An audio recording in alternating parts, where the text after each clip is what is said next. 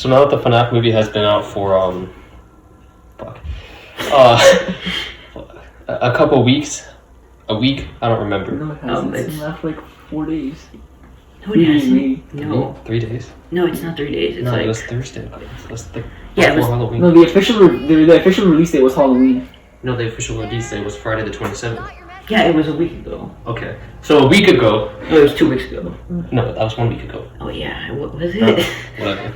Anyways, we're gonna talk about it now because I haven't had enough time to, because someone was playing Cruelty Squad for like a week and not doing anything. So I've got an old fan here. Has been here since like was the first game. Yeah, first game. All right, he's there. Say yeah, something. first. Yeah, hi, hello. And this is a new fan critic, whatever you want to call it. I consider myself more of a critic, to be honest. It just makes more sense. He doesn't really. He watched Markiplier and MatPat, and that's about it. So, spoiler. Oh yes, should have said that. I forgot about that. I'll just put that at the beginning. So, anyways, moving on to the questions. First of all, like as a horror movie, I haven't really seen much of them, but I'm guessing you guys probably have. So, what do you guys? Yeah, you guys. So, what do you guys think of as a horror movie? Well, alright. The movie itself, I don't really know if it really went that far into horror. It had a few, like, death scenes, but, like, there was, like, not that much gore in it. There was, like... And, like, the most scariest parts were probably when Balloon Boy when the Balloon Boy figurine appeared. That's probably... Yeah, I do agree that I never think the movie was going to be rated R because of the dominantly kid audience, but I think they did what they could with it. But as a horror movie, obviously. Yeah, so I guess what they did is they really leaned more into the story part of it and away from the first act did a decent job for a PG-13 movie, though. Yeah. Alright, what do you think? I mean, like, I'm gonna be honest. While I did, technically enjoy the movie, I will admit that the horror aspect of it was incredibly lacking. Like, I understand that Blanchard said that it wouldn't be, like, obviously an R-rated movie, and it was, but to go ahead and mutilate a horror movie so bad that it's PG-13, as a horror fan, personally, I find it a little bit upsetting because I've watched like a lot of horror movies, and like this movie had so much potential to be truly frightening, like actually really scary, and like do its job well. But for some, like obviously since the audience is predominantly kids, they didn't focus on that. But it was still like, for example, a majority of the death scenes were off screen or censored. The gore was minimal, and the scary aspects were, well, FNAF level. It was just jump scares, which, I mean, obviously should be expected. Actually, they kept the jump scares to a minimal, I thought. Like, they didn't really do many of them. Yeah, they had, like, the hand, and the Foxy, and that's about it, really. I mean, maybe the cupcake. I guess it was cool seeing like the bodies, like right next to Sparky. The bodies part was once again, it would have been so cool, but just so many of the death scenes were shown off screen, and we weren't really able to go ahead and get like what the characters were going through. Honestly, though, I was surprised. Like, I went in with the expectation that it was not going to be scary at all. So I kind of was surprised with the Freddy one. I'd say the second act was pretty funny. That was a... Okay, listen, the second act, don't worry, I'm going to talk about this later on, but all I'm saying is... That was goofy. Yeah, it was pretty goofy. Later on in the video... Yeah, but later. Alright, next question is the animatronics. Like, what do you think of their designs? Like, how they were used in the movie? Personally, for me, I really liked the designs, and I do think Foxy should have been used a bit more because he was mostly used for, like, chasing people down the hall a few times, and then they didn't really use him as much after that. But Okay, I can say why Foxy wasn't used that much in the movie, actually. Alright, so the main reason, well, you've probably already seen it in the vlog by, you know who. yeah, But, like, he couldn't, the way he was designed, he couldn't really be worn as a costume, so there were some scenes, sure. yeah, so for the scenes where he, like, chases people or, like, where he's running, they can't really be shown. Wait, actually? You didn't know that? No. Oh. Well, that's actually really cool. Alright, well, so the reason that every single time we saw Foxy kill somebody, it was like a jump cut. yeah, it was like it was like showing us the kill from his perspective instead of you know him chasing. Yeah, I do like what they did with him with what they could do. Like he had some of the cooler scenes of the game. Yeah, like right, and I gotta say the opening scene where he sung his like song, bro, like that was they absolutely nailed it. Yeah, the song, I did like the song. It didn't sound exactly like it did in the games, but I don't really care. Yeah, but like it just made more sense for the character. Yeah, they kind of like updated it. I mean, like, while the designs were cool, I was more like immersed into the fact that they were going in and like keeping the designs so like faithful to the original game. I found that probably one of the better aspects of the movie, just like how truly faithful it was to the story of Five Nights at Freddy's. And I know that you guys probably won't really agree because, well, we have more experience. But I thought that it was pretty accurate, but mostly accurate, obviously. No, I thought that too. Okay, so I think we should talk about the main bad person. Spoilers. Even though you already saw The cupcake. Yes. There was one character that they really like weirded the design of. Who? Golden Freddy. They made him Samus. Yeah. So. He got I was very confused about Golden Freddy because like they barely. Yeah, like actually no, they used him a lot, but when they used him, he was in his like kid. Yeah, it wasn't the actual animatronic. It was just a kid. The design. I'm gonna be honest. I actually thought it was better than the games. Yeah, it probably was. It just was a little off-putting because I was like, because it wasn't like really as accurate as the other one. No, right. Spring Bonnie was perfect. Like his design was like really well. Really like this design. No, yeah, the Spring Bonnie design. One thing that I really came around on was the white glowing eyes. Like the eyes at first, I thought they would look a little bit goofy. So what happened was I actually watched the movie a second time, and upon looking back on the eyes, I gotta say that was definitely the correct design decision. The white eyes is like it made him feel and look like some sort of like mastermind that went in like was like working behind the scenes and like operating this whole thing. So that was really good. But on the subject of eyes, I also I have to critique the red eyes. And the eyebrows okay, too. Wait, the eyebrows. I thought the eyebrows were fun. They're pretty nice. Alright, but alright. I know how everybody hated the red eyes when in the trailers and stuff, but still, like in the movie, it feels like they were actually used pretty well. Yeah, like they used them like a very minimal amount, and when they did, it made sense. No, I get they use the eyes a minimal amount, but that's still. I still just can't. Yeah. It was just too comical, and also eyebrows. Yeah, that one scene. You guys know the scene. You watched the movie. Freddy eyebrow raise. Yeah, the Freddy eyebrow raise. I'm sorry that took me out of the movie so much because that was just like so comical. That was too funny. Oh yeah, and also the way they actually portrayed like their emotions too. They somehow that is one reason I think the eyebrows did it well because like they wouldn't have been able to do that as well if they didn't have like moving eyebrows to portray their emotions. DreamWorks. I actually I will admit that you guys are right about that, but at the same time it was just, I can't deny that it was just too goofy. Yeah. All right. Anyways. Yeah. About it being serviceable for the franchise and fans, I'll actually go last on this one. Critic. Okay, so was it serviceable to the fans? Yeah, it definitely was.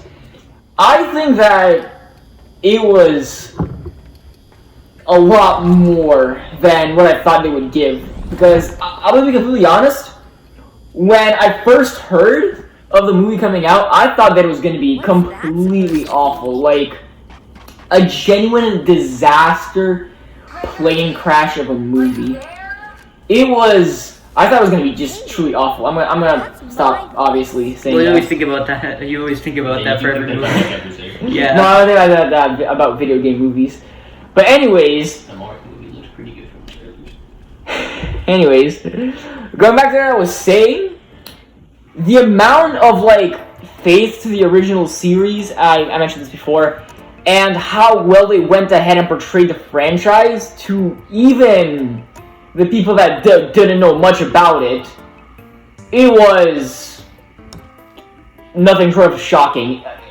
I consider this one of the 10 movie miracles, and I mean, you obviously don't know what I'm talking about. Nobody does, but that's a pretty big honor in my eyes, because just going ahead and making you feel like you are in the game itself, whilst also being its own movie. Personally, that's how I felt, and I found that really impressive. Yeah. Okay. So they did it really well for it was really serviceable for the fans. All right, Scott probably did the most possible that he could, the most references possible he can put in that movie. The YouTuber cameos they I don't know. I guess the cinema erupted whenever they appeared. Oh, the map out one, bro. I actually forgot to comment on that. I like how they were so minimal yet so impactful with because they said all their catchphrases and things, and it was it was really nice and wholesome. It showed how much the community is part of the game. Yeah. I also like the fact that the Matt Pat's name is Ness in the thing. Yeah, because it says his name. Yeah. And yeah, also Corey obviously too. Yeah, he actually did a really good job. He actually did a really good job on that. And the mid credit scene was also pretty funny with Corey there. Yeah. Dogco and 8-Bit Ron, Fusion, they were also they were on the wall, so you didn't really get to see them. Yeah. Which I wish that they gave a shot of or something. Or whatever. Well, yeah. So they also portrayed the what do you call it? The kids in the movie. Oh, the kids. Yeah. They that they were they were the missing kids. Yeah, they portrayed that really well. And how and when the first time you see them, how mysterious they are. Yeah. And how Mike has no idea why they're there. I do like the subtle details too. Yeah. The blonde hair for Golden Freddy, the top hat, all that. And in the fact that that in his dream thing he could actually get hit by them and he would go to the real world. I mean, oh yeah, and the kids did. Alright, the actors for the kids did a really good job too with the kids. I have to admit it was actually pretty cool when he was chasing the kid who was wearing the hook. And then yeah. That was honestly probably the scariest scene in the movie. Yeah, I mean you could see he was crying too. The child jump scare. No, yeah, that was. I know I said it as a horror movie, but that was a pretty good jump scare, I will admit. Yeah, and the fact that they continued it, and when he woke up, Foxy's shadow was in the background. It just you can see that. I didn't notice that. Oh well, the fact that they continued it slightly just made it work pretty well. Yeah. All right. Now, what I thought that if you're a fan of the series, this is the best movie you're ever gonna see. If you're not a fan of the series, it's probably really bad. But if you're not a fan of the series, it's probably going to be kind of bad and pretty confusing. Yeah, but for the franchise, they did they portrayed a lot of the things really well. Honestly, I like how they made, especially Balloon Boy, that joke character that nobody really likes. Yeah, which is pretty accurate for most of the fandom. Oh yeah, and the opening credits scene was pretty good too. Oh yeah, and the reference to the save them minigame. Well, it doesn't say them. It was the one. It was the one with Foxy, where Foxy had it was Go Foxy. yeah, that one. Yeah, like. And also, we cannot forget the FNAF 1 song at the end.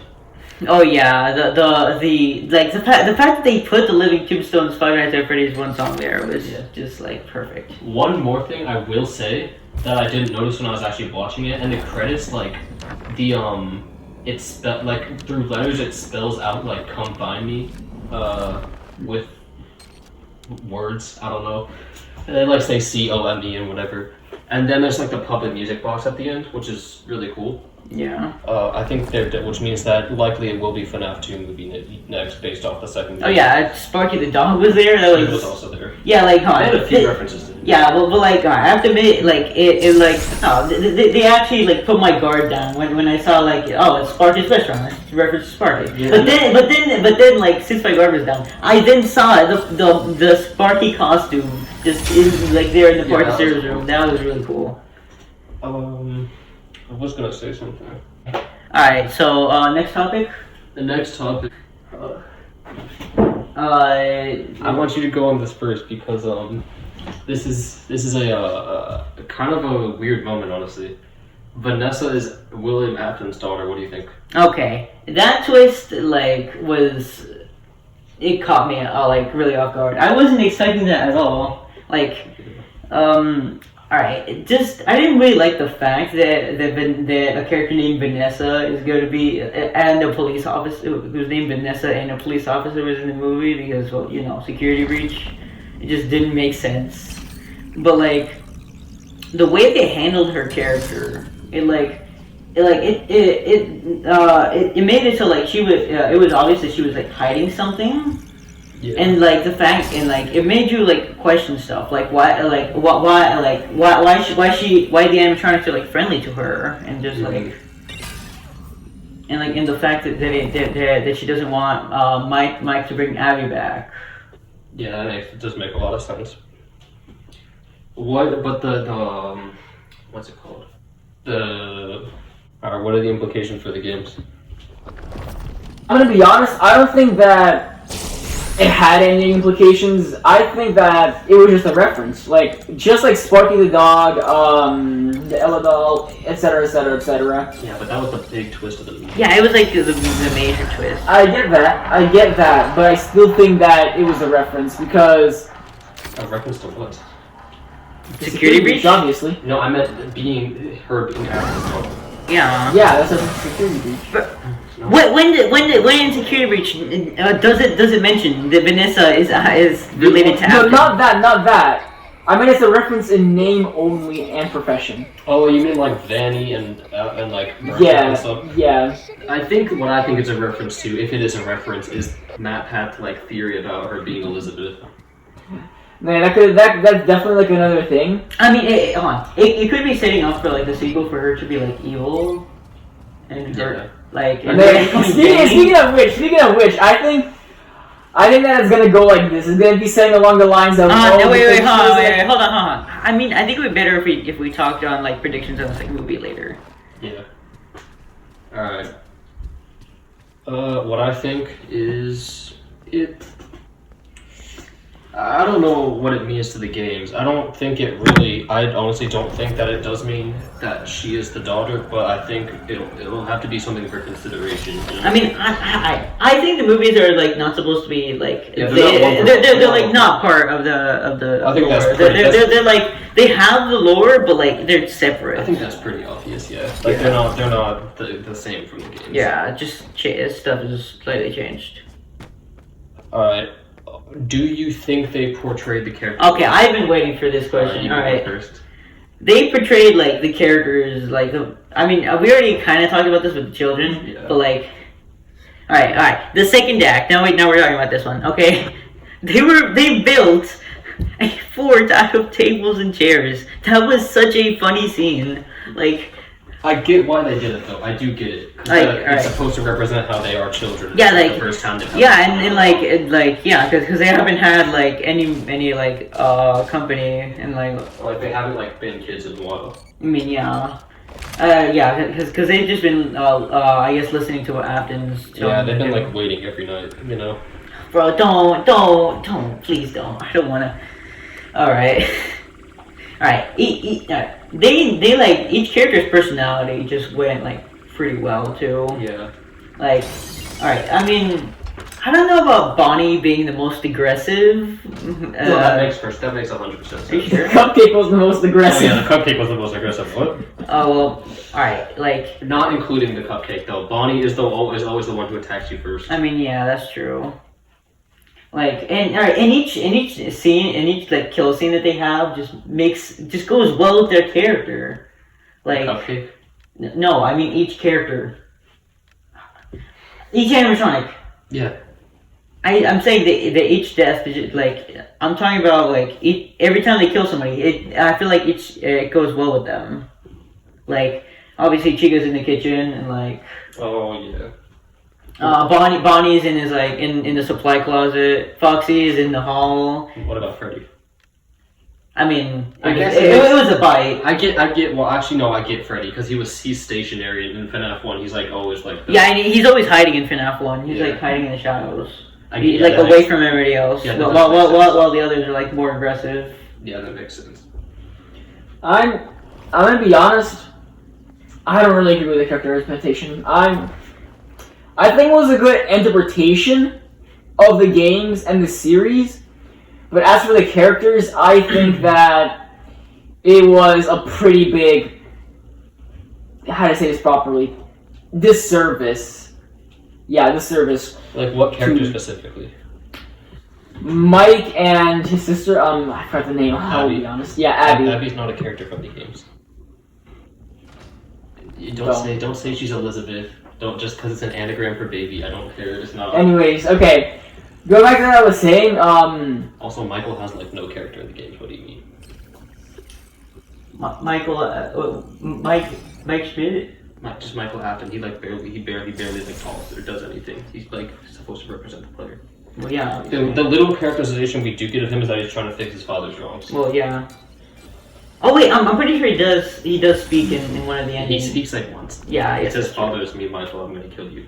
Oh yeah. No, he said, "I'm gonna come find you." Yeah, that's basically the same. Going back to what I was saying, though, personally, just based off what we see, like the little personality traits that we see of Michael in the games, obviously he should have acted completely differently, and I guess not a 1-for-1. That was just supposed to like go out and like service the series a lot. I still don't really agree with how Michael is constantly on and on and on about like going ahead and trying to like. I'm pretty sure he still was though. No, here's the thing with that though. I think that aspect works well with his character because, like, we see in FNAF 4, like, he's really remorseful for his brother's death because it was his fault, and he thinks it's his fault in the movie that he could let them escape and he couldn't find them. No, yeah, obviously that is accurate to his actual character, but once again, I disagree with the fact that that's his main goal and that's his main obsession. Because in this movie, once again, he's trying to go ahead and, like, bring back the past, whilst in the games, he knows what happened was his fault. And instead of going and, like, spending the entire movie to get to that part, they could have just went ahead and done something completely different, where instead, they could have changed the movie to, first of all, be much scarier. They could have went back to how he was in the games and made him sort of like a redeeming angel, like a force of justice that's trying to go ahead and not revert his mistakes, but fix them instead.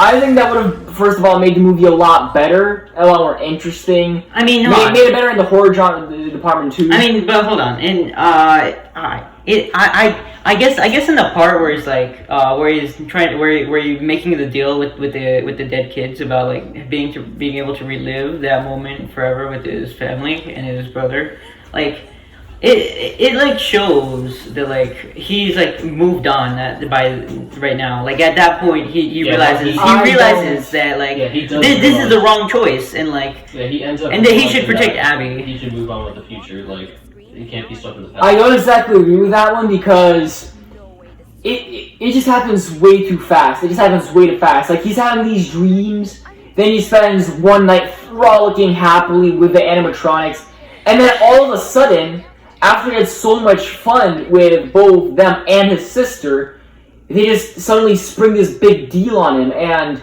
somehow that's apparently. What do you mean suddenly? Yeah, okay. The reason they wanted out because they had fun with her. Yeah. Yes, but going at It it isn't sudden. her is different. No, they wanted to make her an animatronic with them. So yeah, they wanted her to be an animatronic so they could be with her forever. Yeah. I mean, I guess that does make sense, but I still think that it happened a little bit too quickly, you know. So just apparently she's been talking to them for a while because she's talking about the friends. And oh no, I get to that. I guess they were talking for a while. But then if they were doing that, then how come they just didn't immediately go ahead and do the thing the second she walked into the restaurant? But anyways, once again I think that it happened a little bit too fast, and I once again think that it could have just been done way better. Yeah, that's true. Okay, I think we should talk about this character and move on to who. I think we should talk about the end, just something like shorter. Like, I'll get out my thoughts about this question first, then we'll talk about Willie A. Yeah.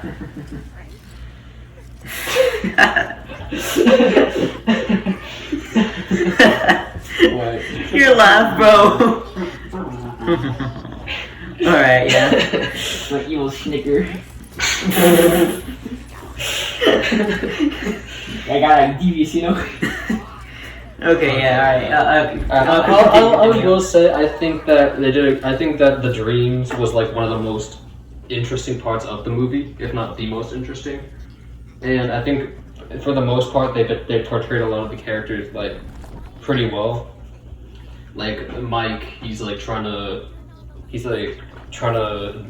his father, and his brother is. What am I saying? Yeah, we already said this. We already said this multiple times. I said this already. You said, the kills are in character for the animatronics. Yeah. Vanessa, I mean, she's a cop, security guard, same thing. I mean, yeah. And I guess it makes sense that she's like, because in oh yeah, hold on. I want to say something on you can actually see how his character is how protective he is of everybody. Yeah. The reason he got fired from the job at the mall is because he beat up somebody who because he beat up a father. He beat up somebody who looked like he was trying to grab a child, but it was actually his son. Yeah. And the game's Vanessa's like a gray area, right? And I think that. Yeah, it's Vanessa was really underused, really badly used in the games, and not in the movie, in the games. Yeah, they could have done more with her in the games, honestly, but that's like a different discussion. Yeah, this is his movie.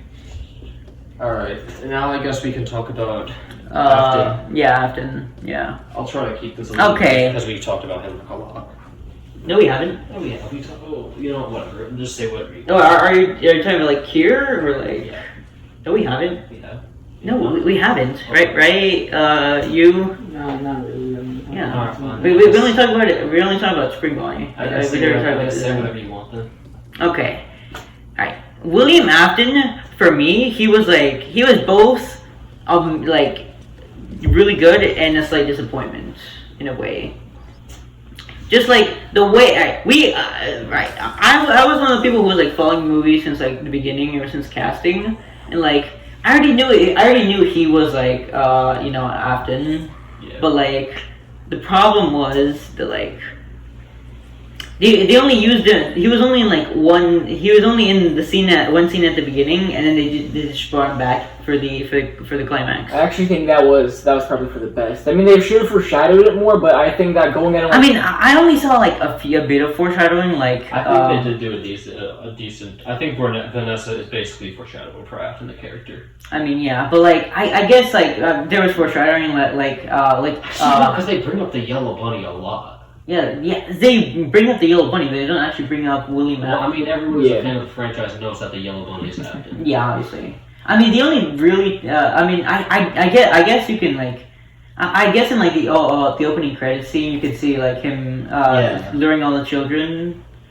Yeah, I think they definitely do a decent job on that. Yeah, but like, all right, out of the negative, the positive, Matthew Lillard did an amazing job with Afton. He portrayed the character so well. Yeah, especially I think he single-handedly carried the Springbok scene, as you said before. Yeah. I will admit that the Spring Bonnie scenes were absolutely amazing. Like voice acting was just that evil laugh and the statement "symmetry, my friend." I don't know why, but that line just went so hard for me because I just want to talk about the scene in general with like him. Like, all right, when Mike was trying to get out, go to the exit. And then you just see him and then you just the camera changes, and then you see like Spring Bonnie just standing there, bro. Like a blurred out shot, and it slowly focuses in. Yeah, and like in the music went so well with the scene. They it really showed that like Mike was in danger. Yeah, and it's like going back to what I was saying. The voice acting was just absolutely stellar. Like, they made Afton truly feel like a deranged killer. Like, Amanda's so far gone that's it. There is no more saving him. You need to stop him here or he will end you. Oh yeah, and in the scenes where he's like Steve Raglan, you can see like he's trying really hard to like hide how he truly is, but but in some parts he kind of slips. Yeah, especially as the counselor, like when he sees the last name and he notices, this is like the brother of someone I've killed before. Yeah, I did not notice that actually. That's actually so cool. You didn't notice that? Yeah. That was like the biggest foreshadowing for his entire character.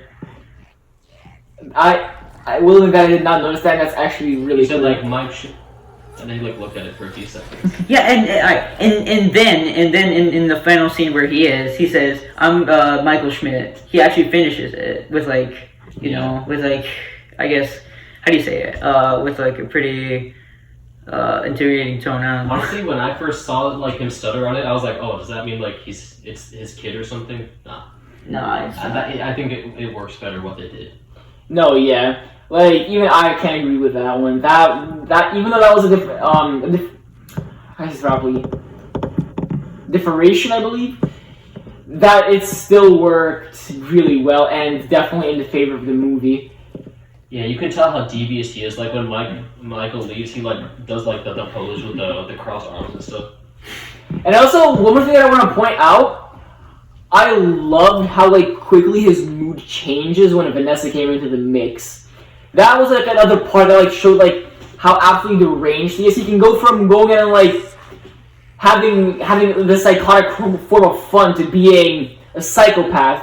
Switching between psychopath and sociopath, I found that really cool because I actually really like insane characters.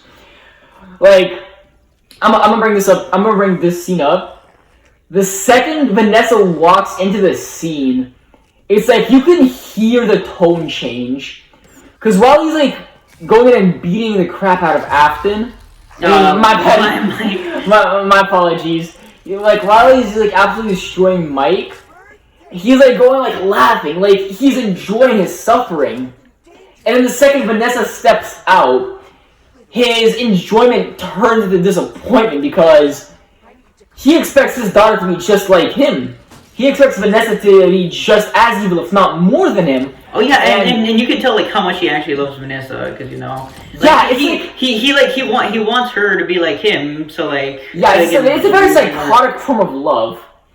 And once again, as somebody that really enjoys crazy characters in media, I found that probably one of the coolest parts of the movie. Yeah. Oh yeah. I was gonna say Matthew Lillard with I really like how the twitching in the room was one-on-one for the FNAF 3 trailer. When Afton does it, I think he did a really good job with just the acting of the spring lock like twitching thing, like that specifically, like really sold the scene for me, honestly. Oh yeah, and all right, in the scene where like Abby, where she like changes the drawing to like to show the animatronics, you can see the fear in him, like, and you can see that he's trying to regain like his like intimidation. Yeah, like I've seen this. I didn't comment on this, but I'm gonna comment on it now. I've also seen this in media a lot, where like when a character that's manipulating everything from the shadows, and it's like super psychotic and deranged. When their plan fails, they're always like obviously terrified, but once again, in like this inhumane way. Don't get me wrong, his fear is genuine, but how does he describe this perfectly? Yeah, and it's like a wounded animal. Like it's like he's trying to fight back, but he knows there's nothing he can do to save himself anymore. Even though I didn't really like the whole idea where just switching your drawing. Yeah, when he was when it was revealed, like when it was like he was like trying his hardest to like get his control over the animatronics again after that, and then and then the red eyes just came in. It just went perfectly. Like it just went perfectly with that scene. Now the spring locks. The spring locks. Oh. Yeah. Yeah. That was actually really cool. Yeah. I like the way they did that. That's really good, honestly. Yeah. I mean, I guess in the part where they were like dragging him away from to the secret room, like the music went so well with that, like how they were just slowly bringing him while he's like suffering in the suit after being stabbed by the spring locks. Yeah. Now that we've talked about Afton though, I want to hear your guys' overall thoughts, and then we are going to like predict the next movie. Yeah. Okay. Alright, now I'm probably gonna go first on this one. I'm gonna be honest, while I did like the movie, this is definitely a highly opinionated thing. Because, I don't know if everybody's like noticing this, but the opinions on this movie are very mixed.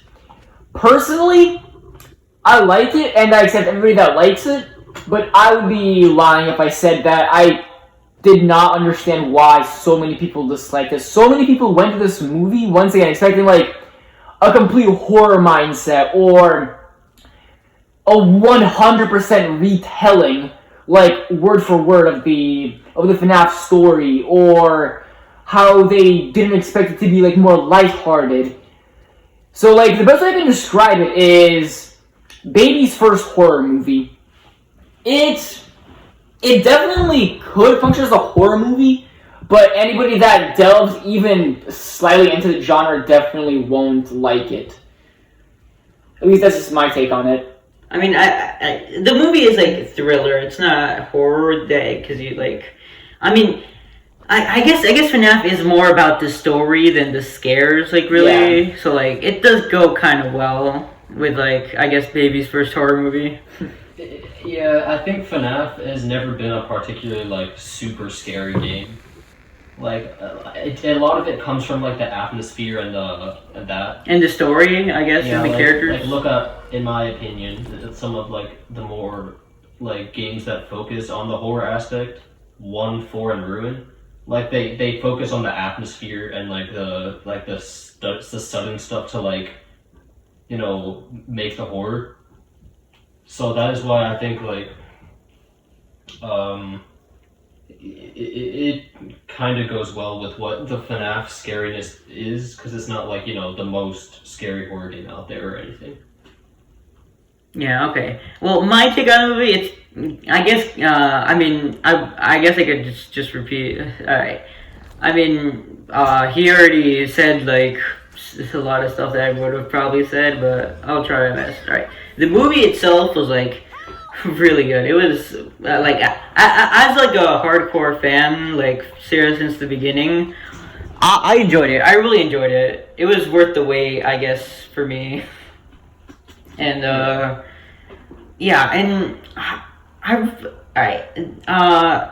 the story. The only way you can really understand it is if you like. Like Is if you know like at least most like I don't know like half of the lore. I don't know. You must know quite a bit about the actual story to understand what's happening. Because it doesn't really because like right once again like in the opening scene it like only FNAF fans understand what's happening. Because like I think they. the basic element is pretty. Nah, I don't know, man. I think they convey the story pretty well. Yeah. In the opening like in that scene it like it kind of like how do I say this? It does lead you, but like it does lead you towards the fact that that's probably something bad happened with that. But like it doesn't like for like any people who don't know about FNAF, they're probably not going to understand it as much as like as FNAF fans who know about the actual game. I will say another thing: if you're not a fan of the franchise, you're not going to get a lot of like that dopamine from like the cameos and stuff. Yeah. Like, from Matt, Pat, and Corey. But my overall. I wasn't actually expecting them to actually start off with Foxy. Like, Yeah. I know he was probably like at near the beginning of like the actual series. Like everybody's favorite was Foxy, but like I guess people like other characters now since like the roster's like way bigger. No, people always vote for. People still absolutely love Foxy. Yeah, and like also since Foxy is obviously my favorite character, since I feel like I've said it. Even with like I guess the disadvantages with like his design, they did a pretty good job with how he interacted with like everything. Yeah. Like yeah, it's pretty good, I guess. Are you done? Yeah, I'm done. Alright, my overall thoughts, I thought it was like a really good movie. Probably one of my favorites because obviously I like the series a lot. But the problem with it is, if you are not a fan of the franchise, you're probably really not gonna like it. If you are, there's gonna be a lot of stuff you like, but I think that's definitely the biggest problem with it. As a movie, its biggest problem. As a FNAF movie, that's not a problem at all, though. You know? Yeah. Alright, finally, let's predict the next movie. Just a few simple things. Yeah, alright, now we can move on to the predictions. Alright. Let's do a few simple things, right? Just simple. Just to like end it off, conclusion, I guess. Alright, do you think Springtrap will be like really in this movie, or do you think he'll be sidelined till the third? That's a really hard question. Like, personally, I think. Sorry. I didn't need to comment on this though. Yes. Personally, based off like what I've heard, they're gonna be definitely doing the movies in order. So originally, Blanchard didn't really agree with me that it was gonna be like 1, 2, 3. He said it was gonna be 1, 3, and they won't be doing 2 at all. I disagree. I think they will definitely be going in order. So the next movie is gonna be 2, and I think they will go ahead and probably show us Afton in his younger days. That's what I think. They're gonna like show more of Afton. I mean, Han. I feel like I feel like that the movies are gonna be like it's gonna be like 3 and then maybe 6. I don't know, but I guess they could try and do something like that. That's what I thought at first too. Yeah, but hold on, but like I feel like in the second movie they're gonna like they might put a few like flashbacks for like explaining Afton stuff. And like apparently it is confirmed that they're going like 1, 2, 3 though. Oh, it is? Oh, okay. The reason William's definitely gonna be in it because like Matthew Lillard signed the 3 deal with the 3. Well, yeah, he's good. Well, I mean, he's gonna be. He's probably gonna be right. If he's gonna be Springtrap in the third movie, then that means that in the second movie he's probably gonna be in the flashback scene because like there's no way he's gonna be in it unless. I really hope that it's not a prequel, because I think they said... Wait, but was it confirmed that it was going to be the first, that it was going to be the games? It's going to be 1, 2, 3, but that doesn't mean it's going to be like... that doesn't mean 2 is going to be a prequel to 1. I mean, yeah. But, I'm not saying that the 2 it's going to be a prequel. I'm just saying that, like, it'll be like FNAF 1, FNAF 2, and FNAF 3. Yeah, it will. I just hope it's not a prequel, because I think they said quite enough Yeah, but I don't know how they're gonna like pull off FNAF 2. I have a pretty good idea of what they're gonna do with that. Then. Really? Like Curly, I guess, said it's gonna be flashbacks because if you think to FNAF 2, what we see of William is like when he killed Charlie, when he killed the kids with the Foxy, like a bunch of like the flashback things. So I think they're definitely gonna like do that, go into more of Athens past. Yeah, I guess that's true. And then 3 will be Springtrap. Yeah, but like my question is, how are they gonna put Vanessa into this? Because I feel like I have a slight feeling that she's gonna be like, she's gonna turn evil or She's something. gonna become Danny for sure. There's She no way they don't do that. bro, they have Vanessa in there. Like, Yeah. you can't just throw her away like in security breach. You can't do that twice. Yeah. I have a feeling they're definitely going to do something with Danny. At least I hope they do. I mean, who knows? It could be that she's gonna be like that. She's gonna be Vanny in the second movie. Maybe. Because you know, obviously Afton is like strapped. I think that might be saved for FNAF Movie 8 when Glitchtrap FNAF Movie 8. Yeah, when Glitchtrap invades Elon Musk Twitter X and then, like, starts posting controversial opinions on the internet. And then he gets like rich or something, I don't know. But yeah, But that I think that's the most we could do. Alright, Han, the toy I'm trying. How are you gonna get The toys. Yeah. The explanation will be. We already saw a Balloon Boy figure, so we Yeah, know that it would exist. Yeah, the explanation is going to be like, oh, they're in the second location this whole time, and then they're Yeah, I guess that's true. But like, it might still be open. Yeah. I mean, it could. Yeah, I mean, it might still be open. I don't know. That's Because true. because like in the games, I guess the FNAF 1 location is like kind of old and like but like the FNAF 2 one, it's like actually clean. It's like it's like it's well kept. Mhm. Yeah, that's probably why. Yeah, I do think that the place will still be open, and judging by the Balloon Boy figure, it already does exist, and we will see it. Yeah, that's true. I think we'll see the return of the Wither. I want to know how the Withers look like. I don't know what they're gonna do with the Wizards. Oh yeah, like so my major problem with the Withers, is that. Wither.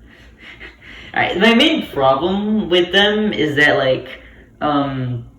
is that in the FNAF 2 game, it's like they're not the FNAF.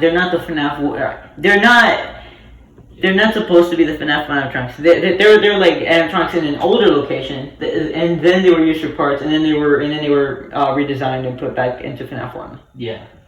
Well, at least that's what I think. I don't know. I can't do a prediction on how they're going to do that. I mean, yeah. I mean, I guess Actually, I do.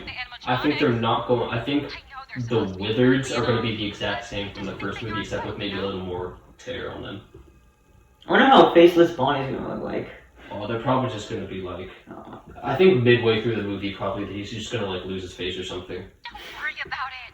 That would be kind of goofy. Have to worry Like about they're it. probably going to make it something with it. Not getting caught. Yeah, I think that's about it. Oh wait. Actually, they could make him lose his face like the opening scene. That would be pretty cool. Okay, hear me out. No, the opening scene could be Charlie's death. The security system will It could be, but once again, I personally think that's gonna be like. Oh, I have a prediction. What? I'll let you finish first though. The puppet. Anyways, I think like the opening scene is either once again gonna be like Charlie's death as the I'm better than that. as he said, or Wait, what or it's gonna be going like showing like the animatronics like how they get like so decrepit and worn down. I've never heard someone use decrepit. Like ever. But you know what? Oh, Yeah. No, it could actually take place like in like slight future, like a few years have passed, and people have like and people have like bought like the company since like the person who owned the company is kind of missing. So I don't know. True. And so they're gonna grab the animatronics and they're gonna use them for parts and they're gonna put them in there. Alright, this is gonna be the last thing I say before like the video ends. Yeah. Okay. I think it's pretty obvious the movie's gonna focus on the puppet. Yeah, I probably will. Obviously with the music box and to come find me or whatever. But that was pretty obvious. Anyways, I hope that you enjoyed this. Most of it's probably gonna get cut anyway, so Like this. yes. Think you Like,